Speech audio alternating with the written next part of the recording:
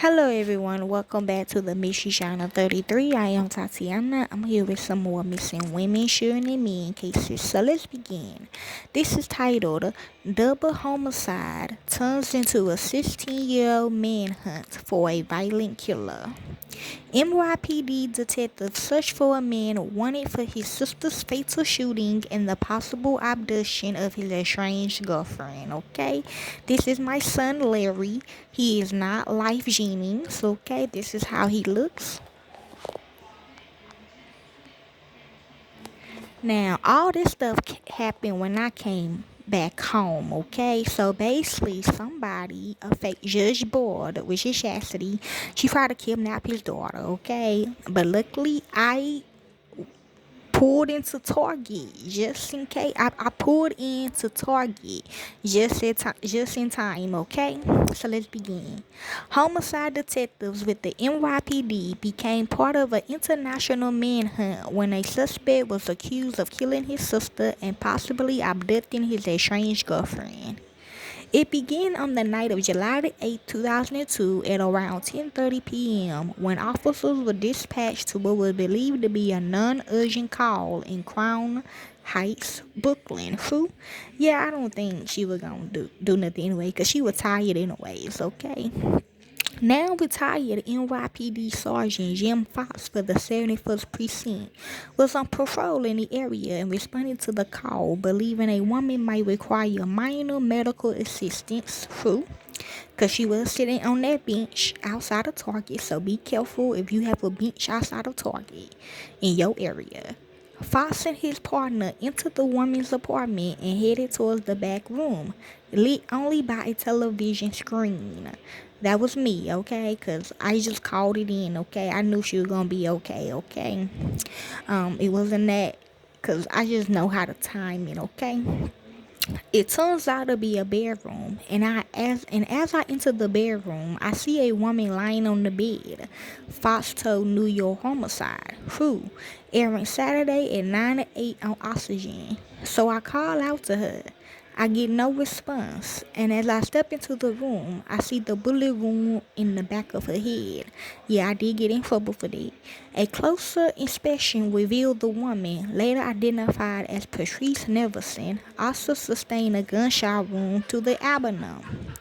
Earlier that evening, and just a few miles away, Patrice's son, Akeem Neverson, spoke with his mother, agreeing they would meet for Akeem's basketball game. True, Patricia never showed up, and Akeem left for his maternal grandfather's home.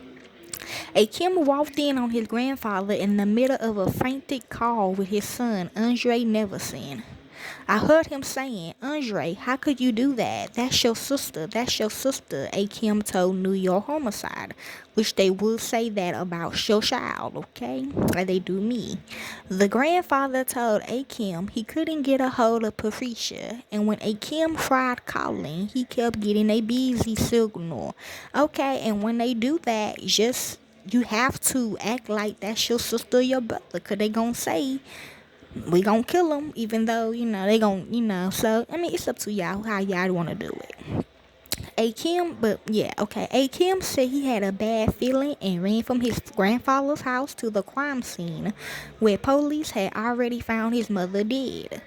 It was the grandfather's call to police that alerted cops to Patricia's home. His grandfather would later tell police on the scene that his son confessed to the shooting. Who was Patricia and Andre Neverson? Patricia grew up in a rough neighborhood in Trinidad before immigrating to the United States for a better life at 22. She was a single mother with close-knit ties with her relatives, including her brother Andre. She always wanted to show us that if you want something, you just have to push towards it, said Akim, and don't let anybody tell you that you can't do it. Making her way, Patrice sometimes had to lean on loved ones like Andre, whom Akim once referred to as his favorite uncle. True, but those closest to the Neversons described Andre, an intelligent nightclub DJ with a bodybuilder physique, as having a bad temper and little impulse control.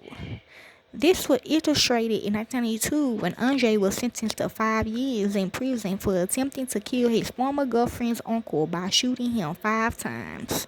Food, my kids are crazy, okay? This is me. Okay?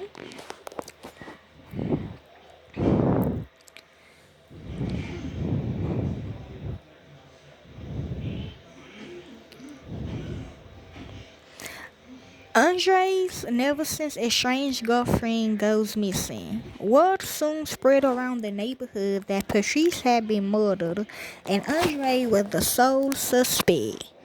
Things took a twist when parents Clyde and Daisy Davis approached officers still on the scene concerned about the whereabouts of their daughter, Donna Davis. According to Mr. and Mrs. Davis, Donna and Andre was in the process of breaking up. However, concerns grew when Donna failed to return from school that day. Witnesses from Donna's school will later state they saw Donna getting into a blue Dodge Caravan driven by Andre, but there was a question as to whether Donna left of her own volition. If he did something to this magnitude, there's no way he didn't calculate it, a Kim remembers telling the police. If he's going to kill someone, he's not going to have a little hole in the wall story. It's going to be something well thought out. He's going to be financially secure so he could do it. On July the 10th, 2002, just 2 days after Patrice's murder, police found Andre's blue Dodge Caravan abandoned near Carnegie Park, Brooklyn. Inside was a bloody yellow t-shirt, bloodstains on the floor, and a broken earring, all of which belonged to Donna Davis. A vast search ensued at the 132-acre park and its surrounding bay when Donna's mother, Daisy, called the 71st precinct that same day, reporting they received a letter in the mail from Andre. True, okay, I did send her the one who killed my ex-husband. Yes, I did. Yes, when I got shot in the neck.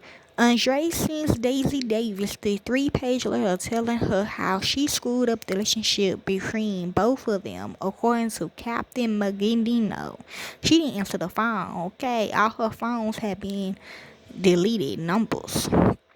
Any hopes of finding Donald was dashed when, on July 11th, a dog walker found the missing woman's body in a vacant lot about 3 miles northeast of Carnegie Park. She was shot in the back of the head at point-blank range. It was determined she died the same night as Patricia. She sure did.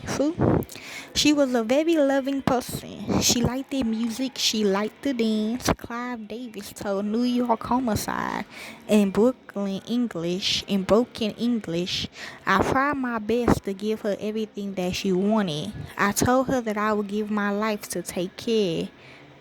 I would give my life to take care your life. Okay, sounds about right. And this is her, the one who killed Michael and my husband together.